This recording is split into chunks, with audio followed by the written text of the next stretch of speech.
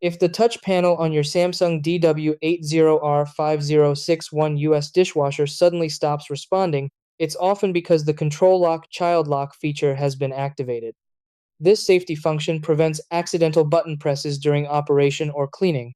When the lock is enabled, the dishwasher ignores most touch inputs until it is manually disabled. The good news is that unlocking the touchscreen only takes a few seconds once you know which buttons to use, and try these. Step 1. Power on the dishwasher and look at the control panel for a lock or key indicator light.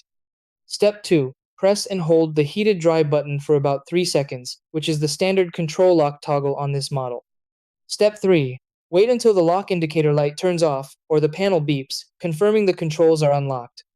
Step 4. Test the touch panel by pressing another cycle button, such as normal or auto. Step 5. If the panel still doesn't respond, turn the dishwasher off for 30 seconds and restart it to reset the controls.